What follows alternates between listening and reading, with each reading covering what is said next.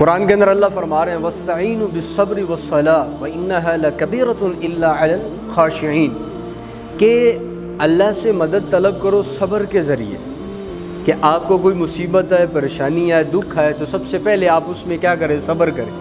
صبر کے دامن کو ہاتھ سے نہ جانے دیں، صبر کے دامن کو مضبوطی سے پکڑ لیں، صبر کریں، آپ اگنور کریں بات کو۔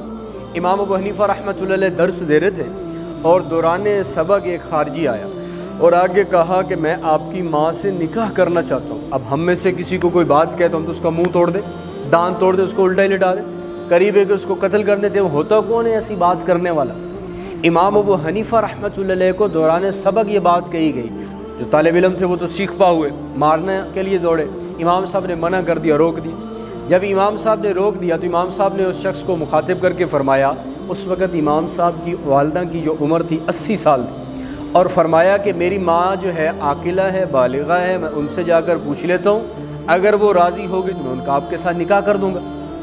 تو وہ تو خارجی تھا، مذاق اڑانے، استہزاء کرنے، ٹھٹھا کرنے آیا تھا، وہ زور سے کہکا مارتا ہوا مجمع سے باہر نکلا۔ اب وہ جو درس، جو مسند تھی وہ اونچی جگہ پر لگی ہوئی تھی، اب جو سیڑھیاں وہ اترنا، ہنستا ہوا سیڑھیاں اترا، سیڑھی ایک سے پاؤں پھسلا، گرا، وہیں مر گیا۔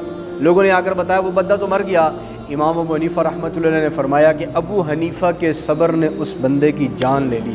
صبر اتنی بڑی طاقت ہے کہ صبر، ان اللہ مع الصابرین، صبر کرنے والوں کے ساتھ اللہ ہو جاتا ہے۔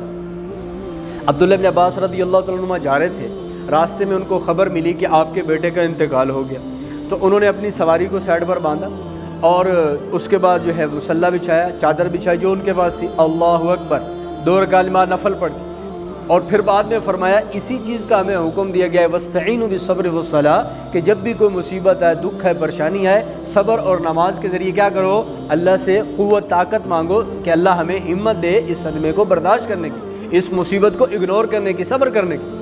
تو ایک تو ہے صبر کسی حال میں نہ چھوٹے، دوسرا یہ ہے کہ نماز کے ذریعے اپنے مسائل کا حل۔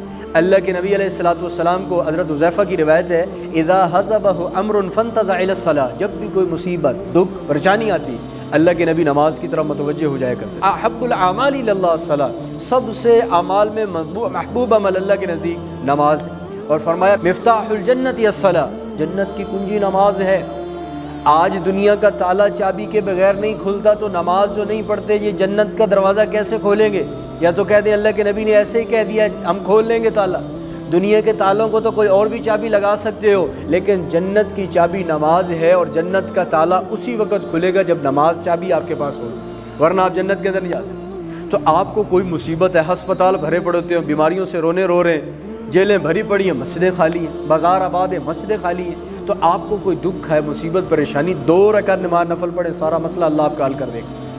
اور یہ نماز جو ہے فرمایا وَإِنَّهَا لَكَبِيرَةٌ، بڑی مشکل ہے، بڑی بھاری ہے، إِلَّا عَلَى الْخَاشِعِينَ، مگر ان لوگوں کے لیے مشکل نہیں ہے۔ یہ تو نماز تو مولویوں کا کام ہے، نماز تو تبلیغ والوں کا کام ہے، نماز تو خانقاہ والوں کا کام ہے، نماز تو فلاں جماعت والوں کا کام ہے، نماز تو قاریوں کا کام ہے، یہی پڑھیں یہی سنبھالیں، ہم سے نماز نہیں پڑھی جاتی۔ نماز بھاری ہے ان لوگوں پر جن کے سامنے دنیا ہے، جن کے سامنے آخرت نہیں ہے، اور جن کے سامنے آخرت ہے ان کے لیے کوئی فجر مشکل نہیں، اب زور مشکل نہیں، عصر، مغرب، عشاء، جمعہ مشکل نہیں، ان کے لیے کچھ بھی مشکل نہیں ہے، ان کے سامنے آخرت ہے۔ اور یہ کون لوگ ہیں؟ الذین یظنون انہم ملاقو ربہم، کہ ان کو پتہ ہے ان قریب ہم اپنے رب سے ملاقات کرنے والے ہیں، وانہم الیہ راجعون، اور اسی رب کی طرف ہم سب نے لوٹ کر جانا ہے۔